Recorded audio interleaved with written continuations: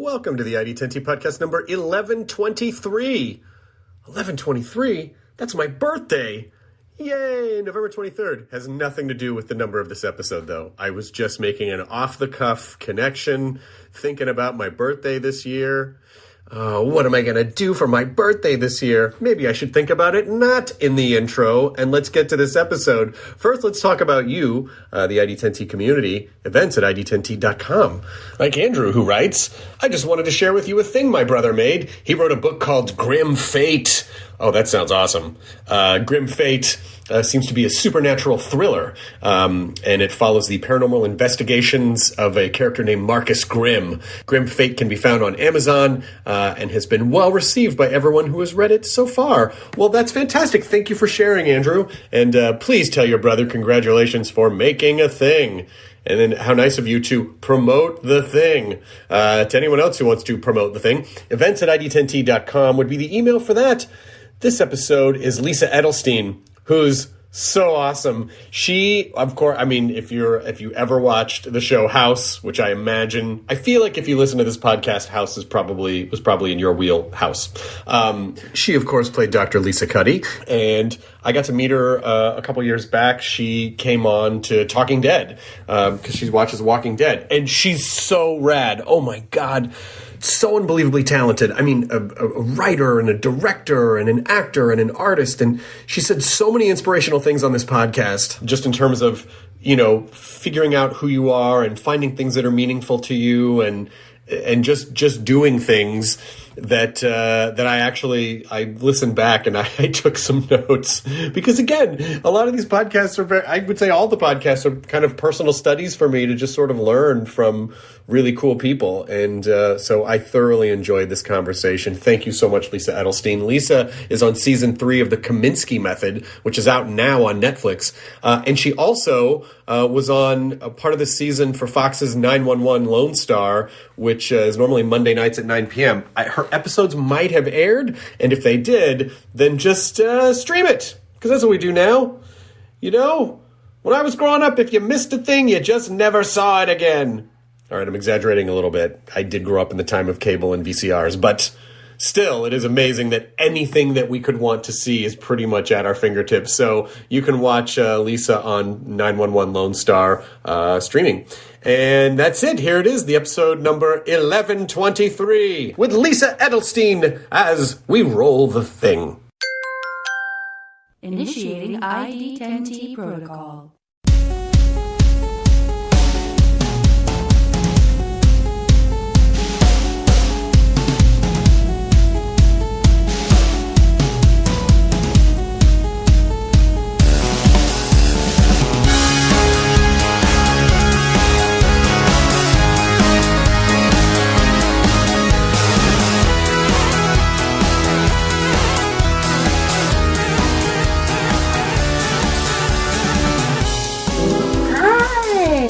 Lisa Edelstein. Oh, there you go. There's me. Oh, what's up? Yeah.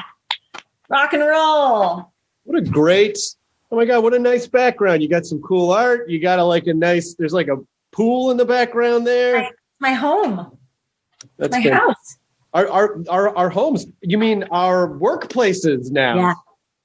Yeah, we had a little guest studio and we turned that into my room. Like I work out here, I do my work here, I do my interviews here. But I'm so grateful for it because I think it really helped during the lockdown to have something like this.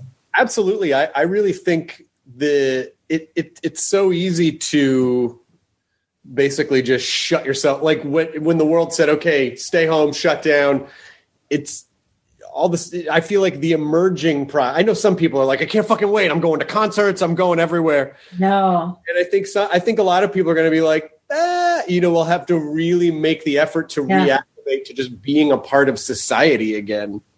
Because I didn't have food anxiety, like I wasn't worried about putting actual food on the table, which a lot of people were. I really just relished the quiet, the lack of traffic, the lack of flight plans going over our heads, the lack of helicopters, I did a lot of drawing. I did a lot of writing. I mean, it really, I learned a lot about how much I actually need that quiet time that I don't know that I realized as a grown-up. Yeah. And I mean, my perception of you is that you're sort of this artistic supernova. Like, you do a lot of stuff. I know you write, and I'm pretty sure you write plays too, correct? I do. I wrote a musical, but okay. It counts. Just a musical. Just one of those, no big whoop. Just wrote a musical, but even just in the sort of acting and you've directed as well. Yeah, I directed on Girlfriend's Guide, and then I directed 2 short films. I sent you one. Did you ever watch it? I did. It was great. I think I emailed you about it. It was like this really cool, like little thrillery piece. Yeah. It was really fun. And now I'm actually slated to direct a feature that I wrote, but I can't talk about it yet because it hasn't happened yet. So as soon as it happens, I'll let you know, and we can talk all about it because I think you'll love it. That is the funny thing about it's. Who was I talking? I was talking to someone about, maybe they weren't necessarily in this business, but they're like, "Aren't you excited about this thing?" And I go, "Well, no. I mean, I feel like we're so conditioned to not get excited or talk about things because we know how hard it is to even just get something made. It's like until it's happening, when it's happening, I can be excited about it. I'll probably be stressed. Exactly. Until it's happening, it's like, oh, that's interesting. Sure. Okay. Interesting. No, I would love that if that happened. Sure. You really have to, this business is really about just like riding shotgun with rejection and disappointment in the back seat. You know what I mean? You just got to get so used to it. And sometimes they climb over and like sit on my lap. Rejection and disappointment. Like, where are we going? What are you doing? We're not going anywhere, actually. We're actually not going anywhere. Perfect. I'm like, disappointed. I'd be so excited about that. Oh my God. Great. Oh, let me flatten a tire. Make sure this it is kind of interesting that, because I think we think about the business as being very craft oriented, right? It's artistic, it's craft, but really I feel like the secret to the business is that it's the business part, the steeplechase, and all of the shit that is not the thing that you actually want to do, that you have to figure out how to get good at and navigate just for those few minutes of the thing that you actually want to do. Yeah, it's really true. I mean, one of the questions I got asked today was, if you weren't an actress, what would you be? And I said, if a person can answer that question, they wouldn't be an actor.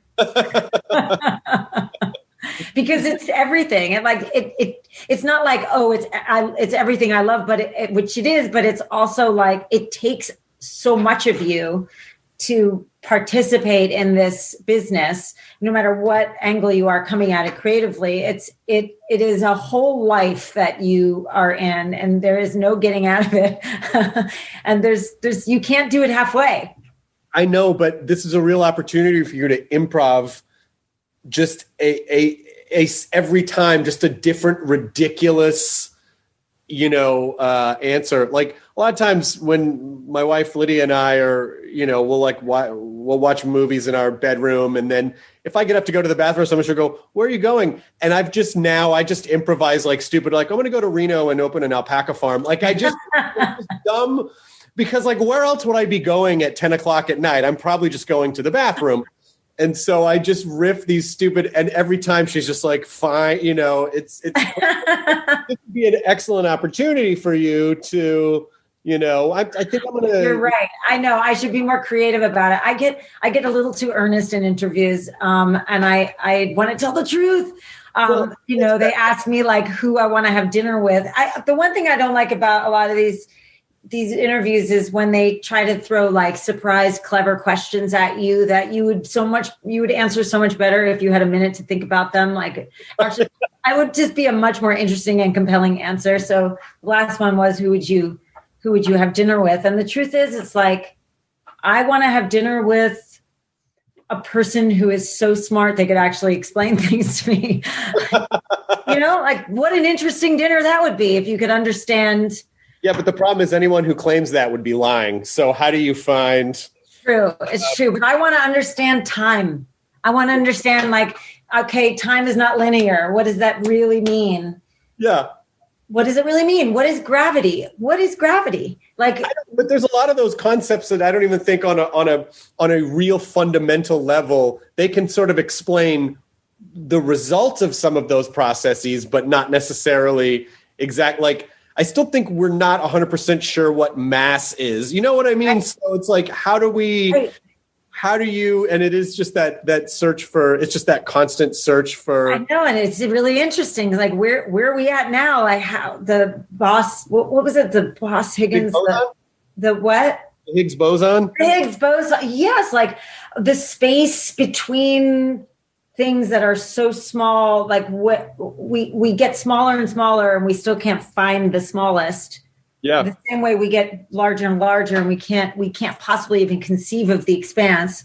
No, I know. It's hard because if you're a seeker of truth and you like having answers, the truth is they want to say the answer is Elvis, right? They want you to say, right. I want to have dinner with fucking Elvis. And it's like, that's not sure. I would be thrilled to have dinner with Elvis and talk to him about his life. But like, that's not really like, if you're going to like, that's not really the honest, earnest answer. And that's what I'm saying. I get it my own way. Like I have to answer it honestly. But when you do the math in your head, when you're doing like junket style stuff and you're like, what's the simplest way to just sort of end this conversation?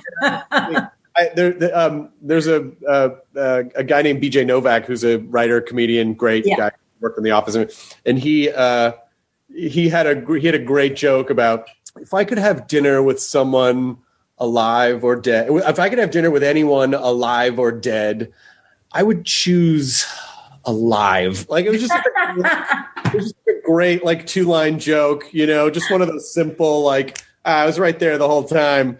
I don't know how to do those, you know, and I think if you try to go too weird, then they don't know where to go with it because they're like, is she fucking around? Is she serious? We don't want to. Then you're a crazy person. Yeah, exactly.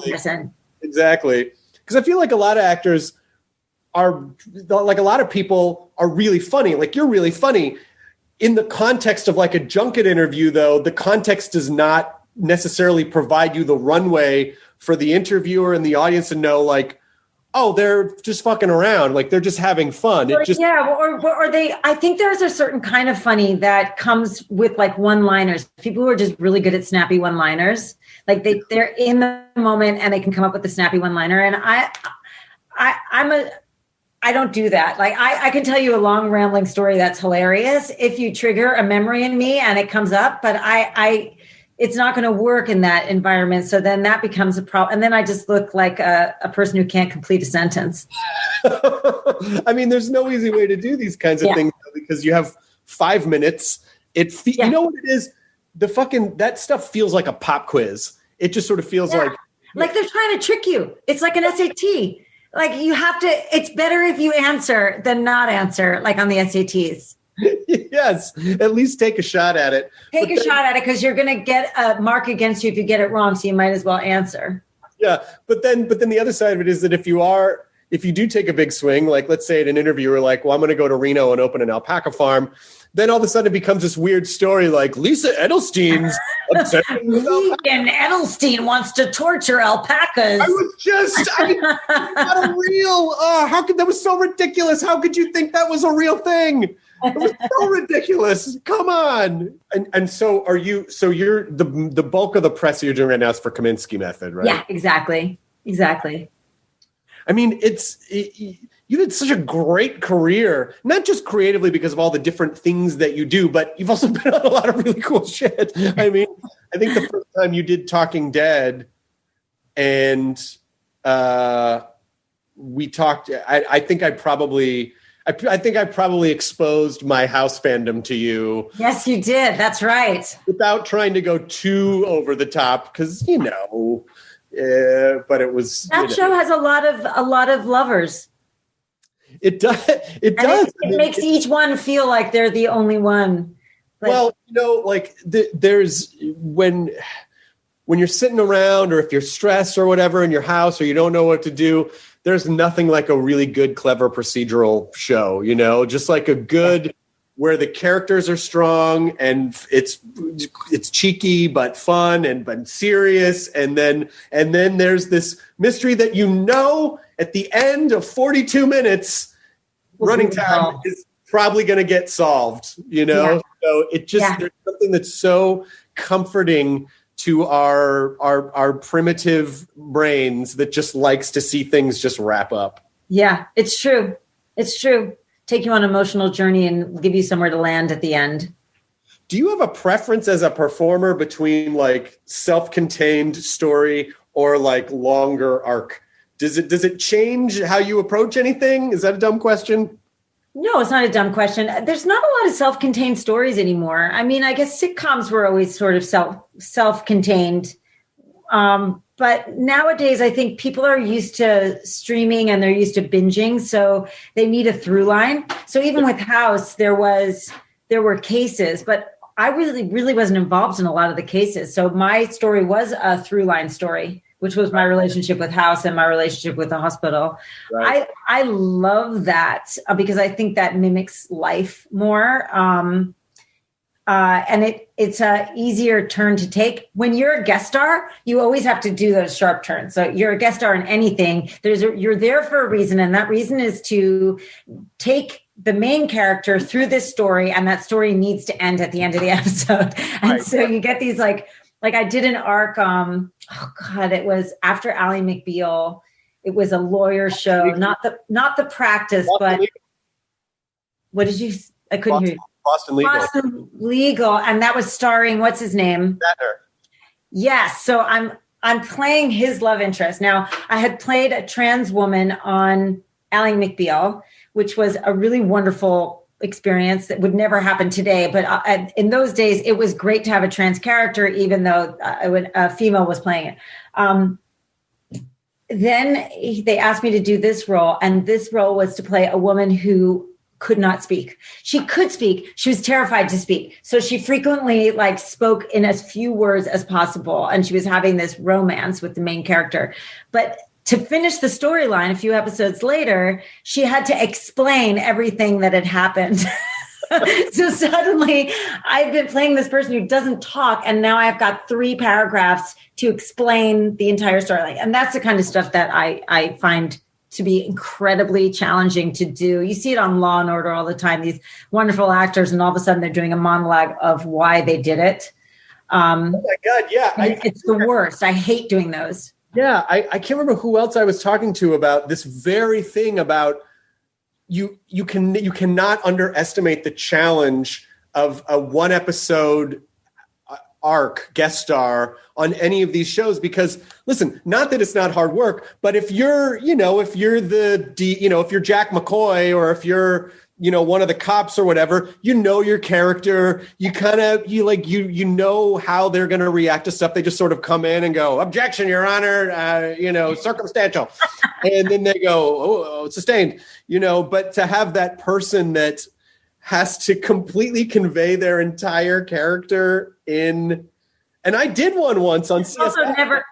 And it's also never written as richly because the writers don't know you when they write it, and they're never going to see this person again. Right. So you have to find a way of inhabiting it where it doesn't feel totally fake. But yeah, so you did one on CSI. What did you play? I was a red herring on CSI where I was the character where I get taken in for questioning too early in the body of the show. So, well, it's not going to be this guy. You're going to think it's this guy, but it's clearly going to be someone else it's not going to be the obvious. And that's exactly what happened. And it was, it was me opposite Marg Helgenberger, where I'm like, well, yeah, I don't know. I just kind of picked up that, I was just that guy. It was just that guy. Right. And so how do you be that guy, which is so non-specific, but make him a specific human being? It is really challenging. It is really, it's a whole art form to be a guest star on those procedural shows.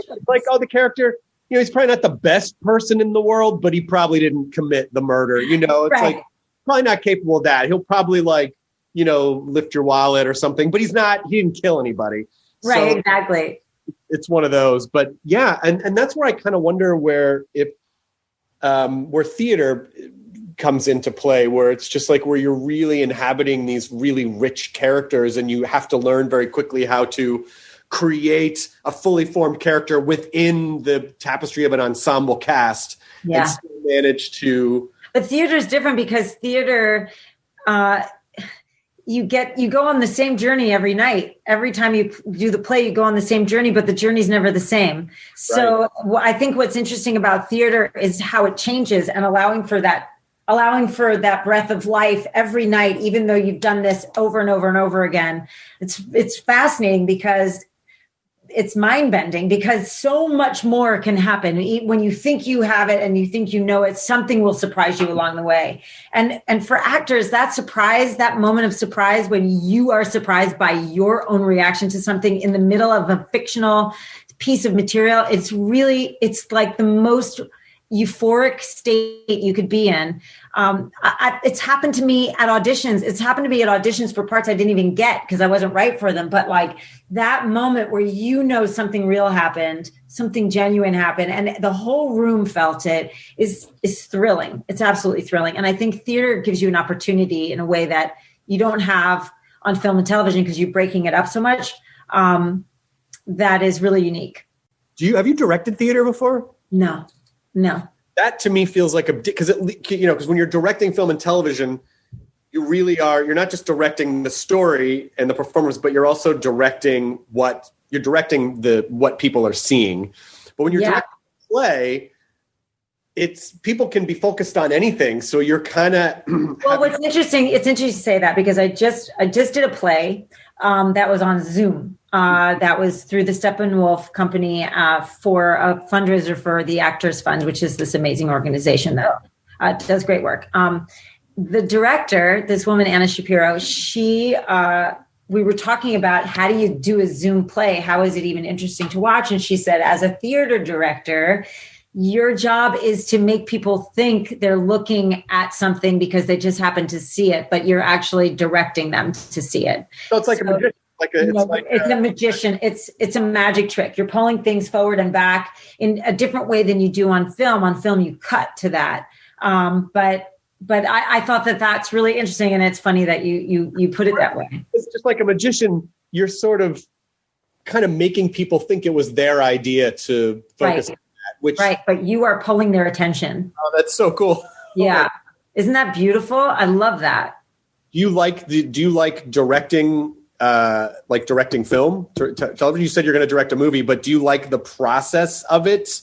When you talk about like all of the stuff that you have to do to get to do the thing that you really want to do? The two things. I've directed 3 things now. The first one was Girlfriend's Guide, and it was my first, and I was with a crew that I loved, that loved me, and working with actors that I loved, that loved me. So I was very, very safe.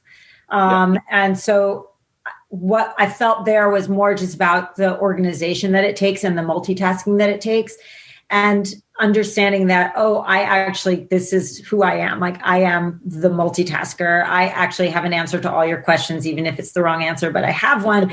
I did really enjoy. And then the next 2 projects that I did were short films that I created, one that I was in and one that I was not in. I'm still learning about directing. I think you're always learning about this stuff. Acting, I've been doing for so long. I'm still learning there too, but I can land in it in a way that directing, I'm still getting my feet wet. I feel like, learning how to think visually, learning how to tell your story and now retell your story visually. When I was writing this script, first I wrote it for the story, and then I wrote it as an actor. I was like, okay, I'm an actor. I'm playing this part. Do I want to play this part? And then I went through each role to make sure that if I got sides of all the scenes of this character, would they be people that I recognize? Does this person feel like they have a past? Does this person feel like when they walk onto the screen, it's because they walked off of somewhere else? So that's what I want to feel. And I want to know who they all are. So then I rewrote it as a director, are the acts moving right? Or is it all put together in the right way? Like thinking in a new way, thinking visually. And then you write it for budget. Like, right, I can't possibly tell this story unless I had $800 million. So how do I compress it? And all of those steps have been really exciting for me, because I feel like if you approach them right, they all make your story better, because they all force you to shave, to keep shaving, to keep chipping away at the stone and finding your sculpture in the middle. So it's been really exciting and fun to have that. Yeah, sometimes those roadblocks are where the most creative inspiration comes from, and it kind of makes me think of home renovation shows in a way, where it's like on Power Brothers. Well, the people go, well, so we need 3 bedrooms. We definitely need 3.5 bathrooms. We need a big space for a kitchen, but also a den, and we need a basement and also a pool. And they'll go, okay. And then they'll show them like their ideal house, and they go, this is great. And they'll go, great, it's $4 million. And people are like, what the fuck? And they go, well, these are all the things you want. So we're going to have to figure out how to creatively give you what you want, but within the constraints that you have. And I always think it's such a great metaphor for life, because I think it's good to wish list, because it gives you it's like, okay, if we can't necessarily have this ideal thing that's ideal in our heads, how can we get what is it that we want really? What is it that you really want? And then get to the core of that. What is it that you really need when you need that big fancy thing that you're talking about? Listen, it's like child rearing. You know, if you give children no boundaries, it fucks them up. It actually isn't good parenting. Right. You have to give people boundaries to push against, and it's in that pushing that you learn what it is you really need, what is the most basic part of what you need, the seed of what you're looking for. So it's creatively really fascinating. And as an actor, between jobs is, just me brain eating. So it really helps to have other forms of exactly expression. What you're talking about. Yeah.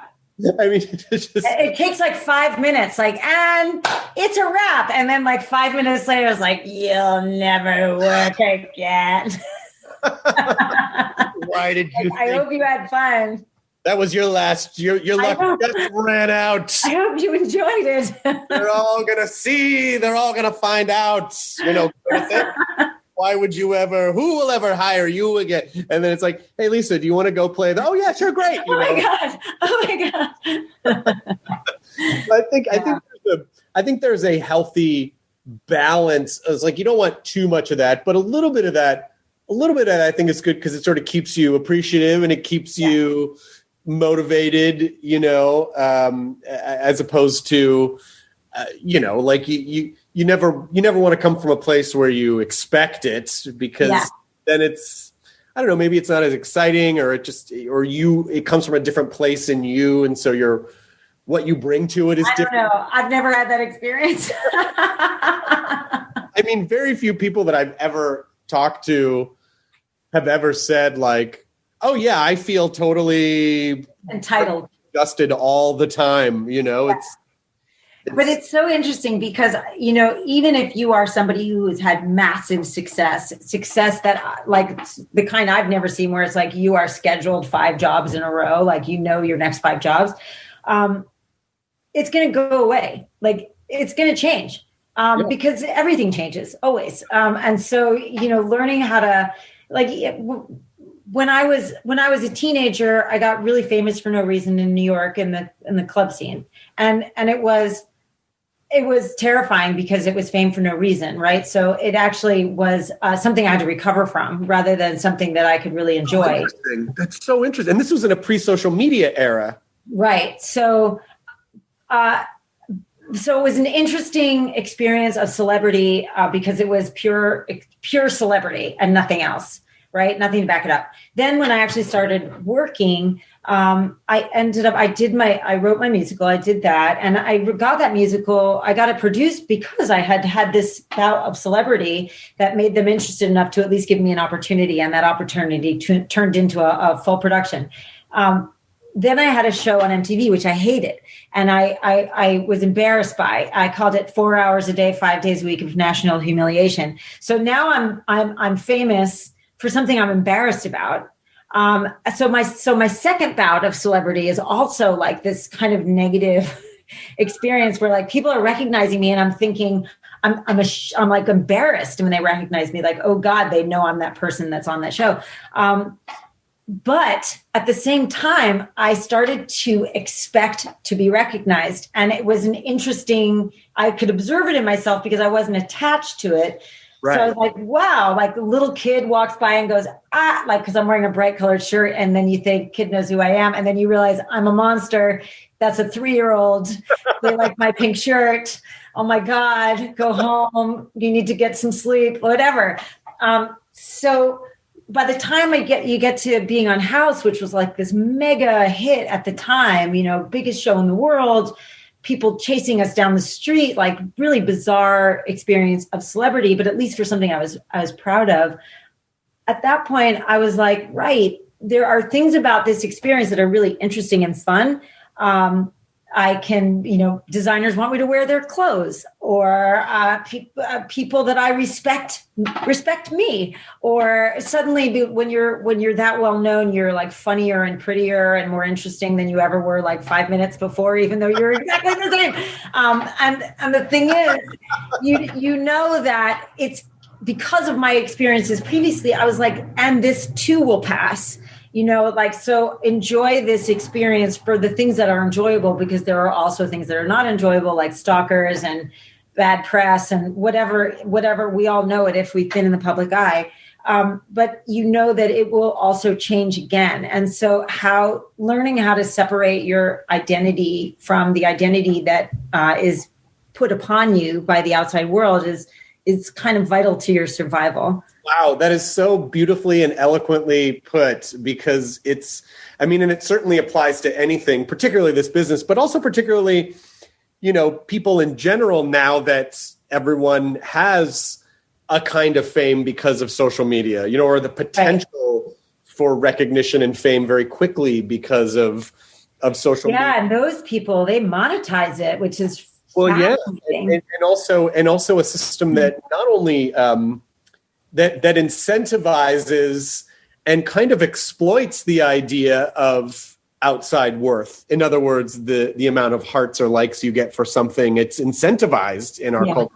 And why would generations of people not be conditioned to think my worth is this number that is how many people, when it's so mercurial and it's algorithmic and it doesn't really mean anything and it shouldn't mean anything anyway, but it has an effect. You can't help it. And you have to know, like, when you're in it, like when you're at one of those high moments, you're like, this is having an effect on me. This is going to be painful.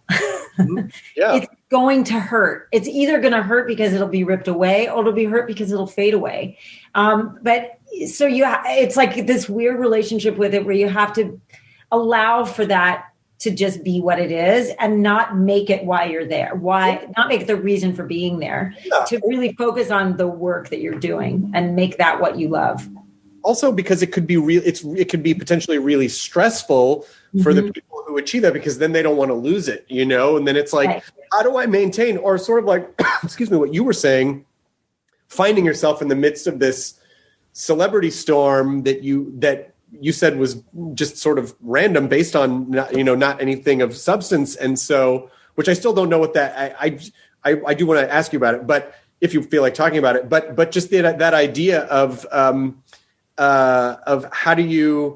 how do you be okay with the extremes, either the extreme bad or the extreme good, and not be too defined by it. And I guess that is the ultimate secret of that's just the ultimate secret of everything. Right. Right.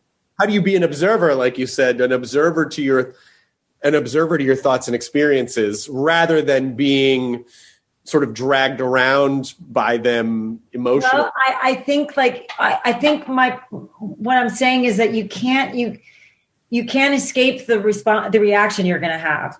Like, there is no getting out of it. Right. What we want to do with our lives is very outward outward facing, you know, acting, hosting, all that stuff. And that comes with a price. And sometimes the price is really hefty. But what we get out of it when we're in it is so exciting that we just have to know, like, these both sides of this coin are real. And if you're aware of it, it doesn't mean you get away from it. It just means that you get to say, right, here I am here now. Mm-hmm. And it's still, I'm in the center of all this. This is the experiences that I'm having around it. And I think it's like a survival mechanism to find that, to have to really find that core and know why you're here. And why not here, like alive, because that's, again, my dinner party question for somebody to explain that. But like why you're doing what you do. And as long as you can get back to the core of what you love and what drives you, then you'll be okay. Yeah. I mean, I definitely, there've been a few people that I've ever talked to where I seem like, oh, they are, and it's a very small number where, like, no matter what, they're just a centered, you know, sort of rare in the performer sphere, you know. It's like, you know, whether or not but that's just what they're showing you. I mean, nobody is. Come on. I mean, nobody becomes a performer because they're fine.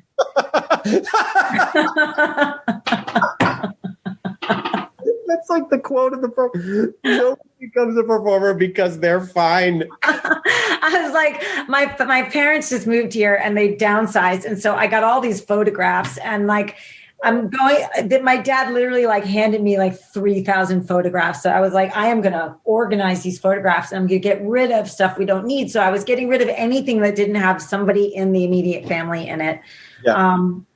Because we don't need to carry on pictures of their best friends, you know, for the next 2 generations. Somebody's going to know who they are. Right. So I'm going through these pictures. There's like, I'm making 3 piles. I'm making a pile for my sister to keep, a pile for my brother to keep, and a pile for me to keep. My sister's pile is just getting bigger and bigger. She's the oldest. It's like beautiful photographs from, you know, they lived in Japan, they're in Brooklyn, like gorgeous pictures, you know, infant, nursing, baby, like, I mean, so pretty. Then my brother, he's the middle child. Lots and lots of pictures of my brother, like big pile of my brother, heavy box, sending it to my brother. I'm the last kid. Oh, no. Like, motherfucker, this is why I get professionally photographed. I am photographed more as an adult than either one of those human beings because my pile is so pathetic. And most of it is repeats. Most of it is like, oh, that was a good one. So there's 18 copies of it.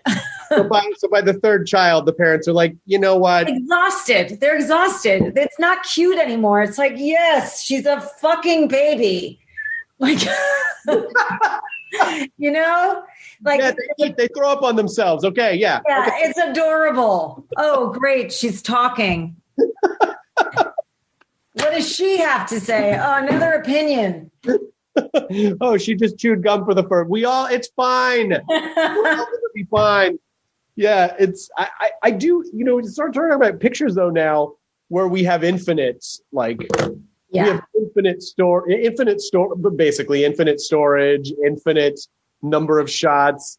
And I think about how we are such collectors now. It's like, oh, I got to take pictures everywhere.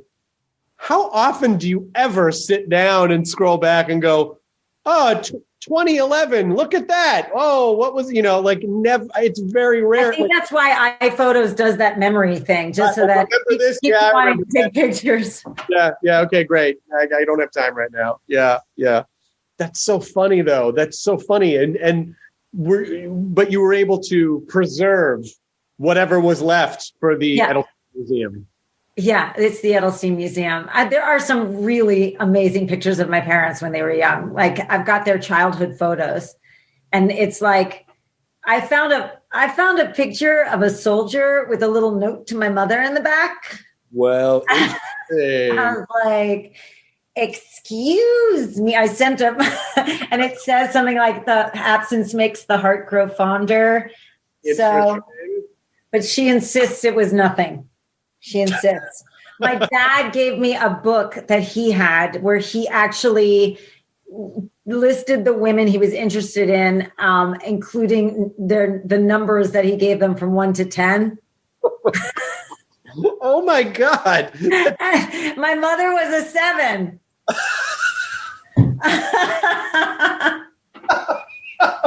Does she know this? Yes.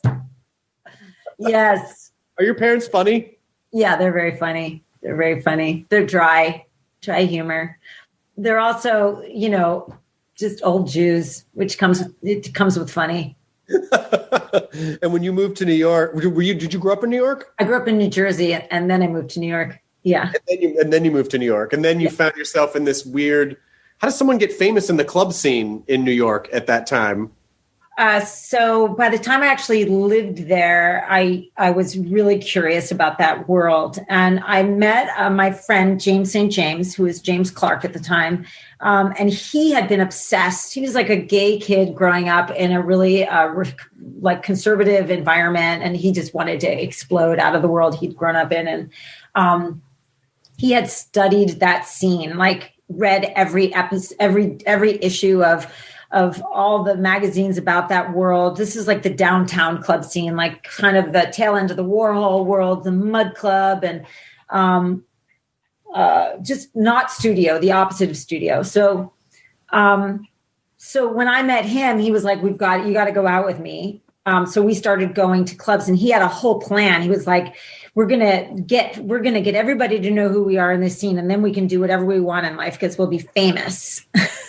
So interesting. That's such that's when you're young, that's what you think. You just think like the recognition that'll. And it was the funny thing was, so like he had techniques. So we would do these experiments where we would, first of all, you can't even get in. So we were weird enough that we actually got into the clubs, and young enough that nobody expected $10 at the door from us because we didn't have it. So we did get in, that much we did. And then James would have us do exercises like, you go that way, I'll go that way. And then we have to ask if anybody's seen the other one for the whole way through the really crowded club. Oh my God, you guys are doing it's almost like a branded in real life media campaign. Right. So like by the time you get to the other side of the club, everyone knows your name. Oh my God, never would have thought of that. You're creating like that's the one I remember. I don't remember, but there were more exercises like that. And I was like, sure, I'll do whatever. And so we ended up like people started taking our pictures because we sort of became part of that world, just the expected part of the world. And then it just sort of escalated from there. Actual social media, like that is socializing. Yeah. Actual social media. And the funny thing is, like, so for me, like when the New York Times, Maureen Dowd did this big piece called Lisa in Wonderland. And they followed me around for a day, and they wrote about this whole life. So for me, the funny thing was it actually did exactly what James had said it would do, which was suddenly I was this celebrity. And then ultimately it is the reason why I was able to at least get my play in a workshop at this wonderful theater in New York. Right. So he wasn't wrong, but the piece that he was missing was how painful that process would be. Like when that article came out in the New York Times, my phone number and address were listed. So I had like 40 stalkers. Like I was in actual danger. And then I had a lot of resentment because there was really no reason for me to be famous, because the truth was I was the least interesting person at the club. Like there were really legitimately interesting people at that club, but I was like an easily palatable, cute young girl that like people could relate to in the larger world. So perhaps that's why I don't know. Maybe that's too denigrating to myself, but I was certainly more palatable than perhaps some of the other people there that were far more interesting. So there was resentment, and then there was like rumors and gossip and like all this stuff, and none of it felt good. And all of it made me retreat. But in that retreating, I got to the core of what I wanted, right? It was what we were talking about with celebrity. And in that retreat, I was like, what is really happening in my world? What's really happening in my world is that I'm at 3 to 4 memorial services a week, that everybody I know is dropping fucking dead. Like I volunteered for Gay Men's Health Crisis. I took this course that they were giving to teach you about the disease. It was like a 27-hour course. Because I had taken this course, people found out about it. People I knew from the clubs were like pulling me into bathrooms to show me sores in their mouth or on their arms to find out if they were dying because nobody had any information. People I grew up with in New Jersey thought it was government hype, thought they were making it up, so like now I'm in pain. I'm like trying to hide, but in that pain, I am the creative person that I am at my core. And all of that became, I'm going to write about this. And then I wrote my musical, which was about AIDS awareness and how people were in denial. And it was a comedy, but it was about AIDS, and a musical, but about AIDS. And that saved my life, And so then I did that at La Mama. And then things continued on. And so in a way, like, that's what I'm saying, like always going back to that core, even in suffering. And we've all been through that. If we're in the public eye, like that's where the juice is. That's where you remember who you are. Wow. What an incredible thing to learn at a young age about how empty the fame is, but then to really see how important that you can have an impact on something that's so important to humanity. Right. And that kind of fame is okay. Like that, it's still going to come with a lot of garbage, but you can stand behind what you're doing and you're actually doing something. You're doing something for other people. And it's not just for the empty pursuit of your own, inflation, your own identity inflation, which is, and sometimes it can take people decades to learn that lesson. Yeah. I was really lucky with that. I was really, really fortunate to have that experience. It shaped my whole life for sure. So it's so funny because your ego is such a fucking asshole because it can be an asshole because you can kind of go through those moments where you can learn a lesson like that. And then, and then the next time, then your ego goes, no, look, this time it's going to be different. You got it this time. Don't even worry, and then you could feel all those awful things again and go, God damn it. I knew. And I still gave into the ego stuff. No, but this time's going to be, Yeah. But it really sounds like you were so grounded by this, by this very incredibly real. I was grounded in the sense that like I was mushed into the ground. You know what I mean? Like I didn't have a choice. It was like, it was a survival thing. Like I know I want to be this person, this creative and expressive person. How do I survive this? And you see there, I know what you mean. There are people out there who are just really, they feel like unaffected by the sort of ride. I'm not one of those people. I'm deeply affected by it. I'm not either. And I almost think someone either has to be the most healthy and balanced person in the world, maybe a little sociopathic. Like, it could be both, like, or one or the other. I don't know. But I think it sounds like what you learned is that it's important to pursue things that are meaningful. It's important to pursue things. And it's funny, I've been lucky enough. I'm sure I've had a lot of different kinds of jobs, but I've had a lot of meaningful jobs. I got to play Rhonda Roth on Relativity, who was like the first lesbian who had an active love life on network television, who actually had the first makeout scene on network television. That's awesome. Playing a trans woman on Ally McBeal, even though now it would not be correct, but that back then that was awesome. Playing a sex worker who was intelligent and taking care of herself, that was awesome. Like, so there have been those opportunities along the way that have been really meaningful. I mean, and also not only just all of the different roles that you've been able to play, but also just all the different things that you've been able to do. Yeah, like it's like if I came to your house and your house was full of paintings and you were like, I did all these paintings, I would probably feel like I totally get it. Like this totally trapped with everything.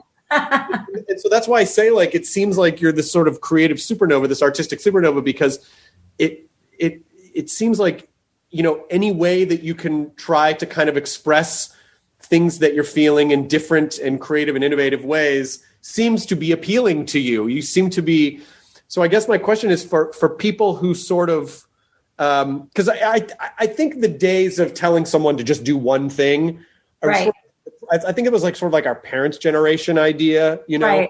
Right. And now I think it's perfectly acceptable to dabble or to try and to do a lot of different things. I feel like there's still usually one thing that you can sell, and then there's a lot of other things. Like not everything's for sale. So Right. like one time I made jewelry, 35 years ago, I made a bunch of jewelry. I was taking it to a store who was interested in selling it. I got so sick to my stomach, I went home. Oh, no. But then I did my play. You know what I mean? So I think some things are for sale and some things are not for sale. But especially in our business, you don't have control over when you're working next. So there's a lot of time between sometimes. And I have found that especially during COVID, I learned this really, I remembered it, not even learned it. I remembered it, that I had been neglecting that part of myself, which isn't good for my state of mind. That if I'm not writing, I should be drawing. And if I'm not drawing, I should be reading or memorizing or acting, or, you know what I mean? Like I should constantly be, or watching movies or doing something that's like sort of feeding me creatively. And that's not because I'm like, that's not just because of ambition, but of course I am ambitious to always continue to work and get better at what I do. But it's also about mental health. It's definitely about mental health because I completely understand, because the thing you said before about the brain eating. Yeah. Like if you're a storyteller, your brain excels in story creation. And so some of those stories are not very nice. That's exactly right. And so when you're not expressing that through whatever type of storytelling, whether it's painting, sculpting, writing, directing, like whatever sort of creative endeavor allows you to tell your stories, your stories, other people's stories, any stories, then what's your brain going to do? It's going to go, when you don't eat, your body starts to feed on itself. So when your brain isn't being applied, then it's gonna start feeding on your own. And it's like, but that's really dangerous because when you don't have the ability to be the observer to your thoughts or be the, kind of look at it as like, okay, my brain's trying to do this thing. I don't have to listen to it. Right. It's so easy to get lulled into like, oh, I guess this is just the way it is because. But also in the age of social media, you can get into the comparison game, which is also a very dangerous game. I remember I saw somebody I hadn't seen in a long time. And they were like, well, obviously your life is going great. Right. Like, wait, have you been just looking at my Facebook page? Yeah, exactly. I don't post bad things on my Facebook page. Yeah. You don't, it's hard. It's edited. Yeah, it's like you're not, those, it's not like you post a thing and go brain eating again, like it's not, people aren't with you every second of the day. Right. So you don't know. It's funny, like my husband is a painter. He's incredibly talented and his work is amazing. And when he stops working, he does the same thing. Like, so we both we recognize it in each other and it's great because we understand it. And it's also great that we're not the same kind of artist. So we're not dealing with this exact same pressures, but we are dealing with the same kind of brain. You understand, like even though your feelings are different, you still understand. Yeah. Is there a particular type of endeavor that is more fulfilling to you than others, or is it just sort of like this? This month it's this, next month it could be that. The month after, or is there something that you like? Mean type of work or type of directing or drawing or writing or acting? Like, is there a thing? Well, I definitely love acting. And what's exciting right now is creating content to act for either me or somebody else. I love the idea of giving other people jobs too. I love telling stories no matter how I get to do it. So I'm never done. Like, I don't know how you feel, but I still get excited walking onto a studio lot. Like, oh, yeah. I like seeing someone in half a costume going by on a golf cart is the most romantic thing in the world to me. Like, I get mad at productions that I'm not in. You're right by my house. I live here. I could have just walked. I literally could have walked to work. What are you guys thinking? I don't care if it's about 12-year-olds. I'm versatile. I can play 12. I'm versatile. Come on. What do you want? Yeah, I know it is. I definitely feel that way too. However, I do understand, particularly with comedy, because when you're a touring comedian, there's a lot that goes with that. It's like to get to do that hour-ish time on stage. There's, it's the travel and the radio, morning radio, and all the press, and then the trying to, now you be a marketer to make sure people are going to shows, so like there's a lot of around, and I always used to think, God, why do so many comedians, like when they get older, they just kind of stop? And it's like, because it is an exorbitant amount of energy to do the thing that you want to do. So I understand. I think that's why I'm sort of fascinated lately with all the stuff. I feel like comedy, though, stand-up comedy, I think something happens to people as they get older, and it's really hard to hold on to their comedy. You get less hungry because it's a hunger driven, whether that hunger is for unless I think it just needs to change, and it's very hard for a comedian to change because they're expected to do this thing that they came in doing. So like kind of a bit, but I think I really do think it's sort of I think you just get comfortable, you get complacent. Right. Like, I don't need to go do 5 shows. I don't really feel like getting on a plane and going, and like the shows are great.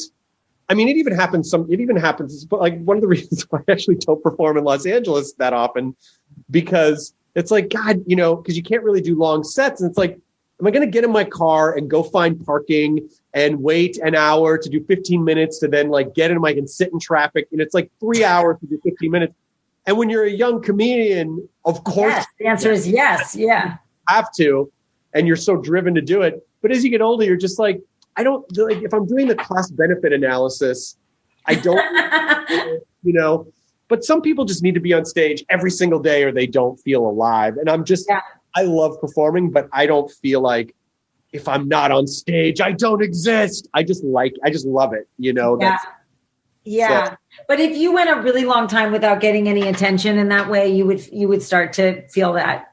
Well, and that's what the pandemic's been, but for some reason, I was able to just hibernate. Because nobody was doing it. True. Because you couldn't compare. You couldn't get into the comparison game. Like, but if the world is really super active and you're sitting in your house for a year, like you would feel it. Yeah, but I had friends who were comedians who were just making a ton of content during pandemic, and they, jumped on TikTok and they started making all these funny videos, and I would go, I probably should be doing that. I know what you mean. I don't feel like you know why? Because I think for me, and I'm not saying this is true for them. For me, it felt less of a creative enterprise and more of a like, I got to stay relevant. I got to make it. And I was like, I don't really feel motivated by that. Like, if I feel like making something, I will. I don't feel like it right now, and so I won't. And that's and also it was a big deal what we went through, and everybody reacted to it differently. I know my friend Nadia and I did a couple of like Instagram lives, but like way at the end of the pandemic, like a year too late. We were like, wow, we should have done this 12 months ago. But I just didn't want to. This is not for me. I was like, that was really fun. I don't want to talk about myself that much. Maybe in a year, in a year or two, I'll be like hey, what's this TikTok thing? I mean, I get what it is. It's a platform. It's great. Like some people really excel at it, but if you say to yourself like, well, this will get me a lot of followers, and it's like, you're dead in the water. But then, I mean, not necessarily. I guess it could work. But then, like, what's the thing that you're building, And then I think it just goes back to the idea of, like, it has to be meaningful to you. Yeah. I don't know. I just want to make sure when I know this is coming out, because I want to make sure that I mention this is going up in June. Okay. Make sure I know when Kominsky Method is. Kominsky will already be up. It goes up May 28th. Oh, Kominsky's May 28th. And then you're doing a Fox show, too? I was on Lone Star for the first season. I mean, for the first half of the season. And then you're preparing this movie that we can't talk about yet. Yeah. You're gonna potentially direct a thing. Yeah. Did you write the thing? You wrote the thing. I wrote the thing. Yeah. Yeah. So I've been in the writing thing mode. It's been great. You obviously, it seems like you probably do like having all of the responsibility of like, you wrote the thing and you're directing the thing. because you know it more intimately than as if you handed it off to someone else. Yeah. Yeah. You know, it's so intimately. It's based on a book that I know so intimately. It's kind of amazing. And I love researching. I find it really inspirational. I'm learning all this stuff about myself as I'm writing more. When I left house, I actually wrote a script based on this historical character, and I got so into the research. I learned a lot.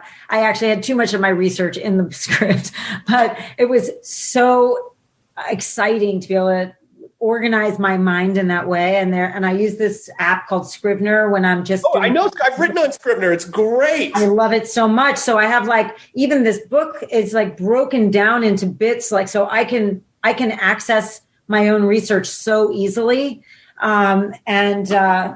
It really helps. I don't write the script on Scrivener. I write that elsewhere on. But Scrivener is such a like thought organization program. Yeah. It's great thought organization. I've never experienced that before. I'm like, oh, right. This is amazing. This is my brain in folders. Oh, it's so great. I wrote on it. I mean, I think over 10 years ago, I wrote on it. It was, I think the site is called Literature and Latte, and they sell, and I'm pretty sure that's a company that makes Scrivener. And, oh, really? And the interface was like, they figured out, let's make the interface like iTunes, where you have you have your list view in the sidebar, and then everything else is just organized in this really great. I don't use I still don't use corkboard. There's like a lot of things I don't use on it, but I should get better at it. But in terms of like the way it's organized on the left side, it's so great for me. And like writing, be able to have referencing like with two screens. I mean, it's so useful. It's so useful. Well, I think, one of the things that you learned early on and that you've continued to do is just sort of ask yourself with each thing, like, what is meaningful to me about this, or how is this meaningful to me? And I think that's a great takeaway for people who are pursuing, especially the creative arts, but anything really is like, what is meaningful about this, or can I make this meaningful in some way? Yeah. And obviously there are things that we have to do. We don't always have the luxury of like, sure. And that's the meaning of it. Like, I don't have the luxury to not do this. That's what the meaning is right now. I need to pay my rent. Like, that's also valid. Right. But you do want to curate your life. You do want to make sure that you are fighting for the life you were asking for, because you'll get a lot of opportunities along the way that aren't the life you want. Like after I did MTV, I got a lot of offers to do other shows like that show that I was so embarrassed about. They were very nice people, by the way. I loved the people that I worked with, but I just personally am not a host, and I don't feel good about that kind of work. And because I worked on MTV in the 90s too, and there was a time when, I mean, now we just know that like everybody does everything, but the business was very segmented, where generally film people did film, network TV people did network TV, cable did cable. MTV was this weird. Yeah, it was a college radio station. Of a thing. Yeah, exactly. And if you were a host on MTV, it was very unlikely that anyone else would hire you for anything, because it was like, they're MTV kids. It's not a real thing. Right. And so there was this weird curse. And then a handful of people started to break through, a handful of people started to really, and it did all change, but there was that. Yeah. It took me like a year. It took me like a year to ignore all the hosting things. And then I did Seinfeld, Seinfeld, I'm mad about you. And then like, okay, now. You have the presence of mind to do that. And you have the presence of mind to say, who am I? What do I want? I don't want that thing. So I'm just, even though there will probably be more opportunities in this area, it's not meaningful to me. So I'm going to see what's meaningful to me. And that really feels like it's a great lesson for anyone. And that has served you incredibly well. Thank you. Is there anything else you want to promote? Anything else you want to plug? I don't think so. No, I've got nothing else to plug. I wish I did. Brain eater. No, I mean, listen. Nothing else to plug. You know what's going to happen is like everyone's going to start getting really busy again. And I'm not saying they're going to miss the pandemic, but I just mean miss the quietude. They're just going to miss oh man, and so. Yeah. I know we're like slowly having like people over for dinner, and it's felt really good, but it does at some, like at the beginning when we first started doing it after we were fully vaccinated, it was like, we had 2 nights planned that week and my husband wanted to do something with somebody else. I was like, that is too much. We have 2 nights of seeing people. I can't do more than that. Well, we went to our first big outing was we went to a preview opening of Disneyland because we love Disneyland. Oh, wow.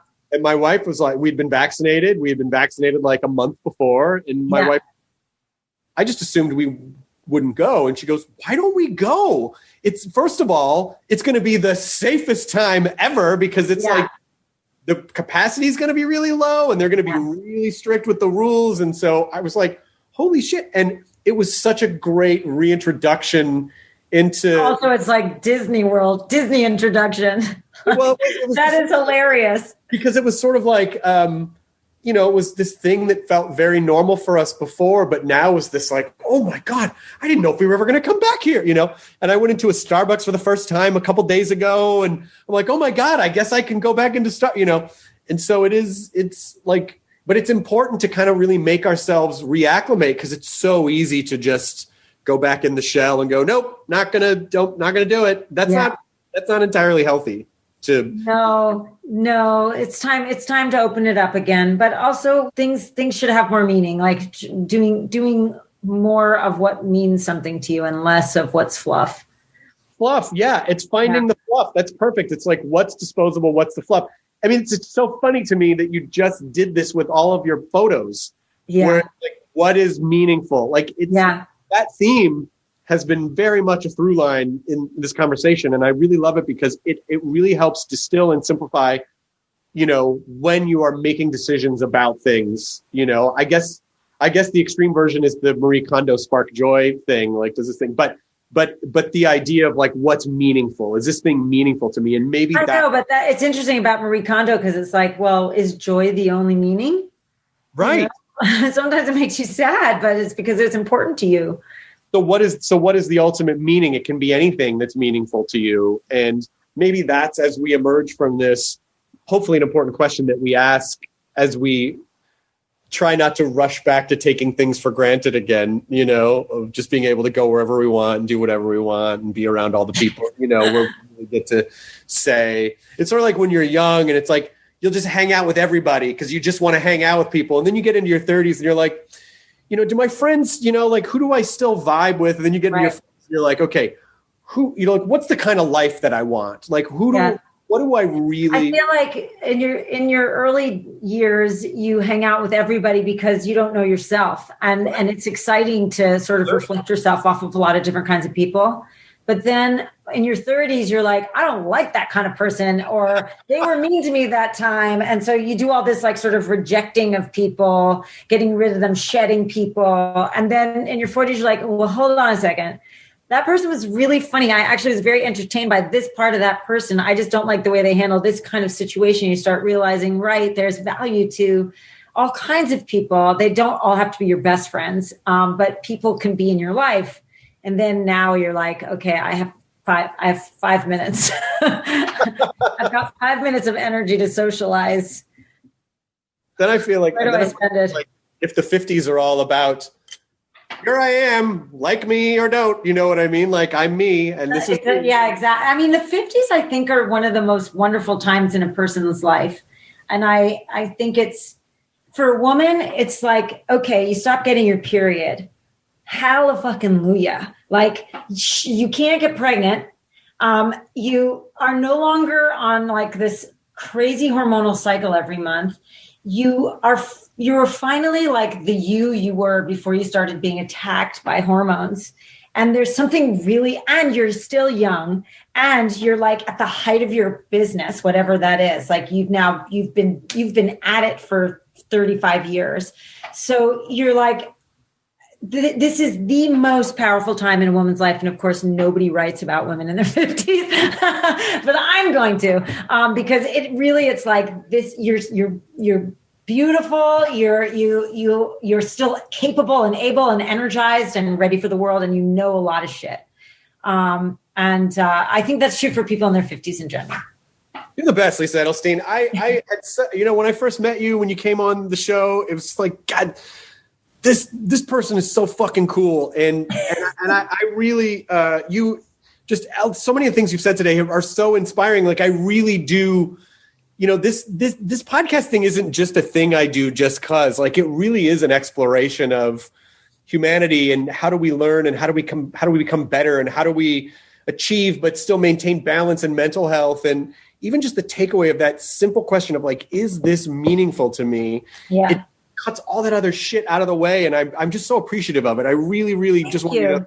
Well, it's fun because we never really get to talk on the Talking Dead because it's not about that. No, it's about for like 2 sentences. Pretend life issues like zombie. It's not about real life issues like your own zombie brain attacking you. Exactly. But honestly, anytime, it's just such a pleasure Thank to talk. you so much. It's really been great. And I'm excited to hear what this thing is you're going to direct. So imagine soon, and then please come back on and we'll talk about that. I love it. Good to see you. Bye, Chris. So nice to see you too. Take care. Bye. And ID10T scanning complete. Enjoy your burrito.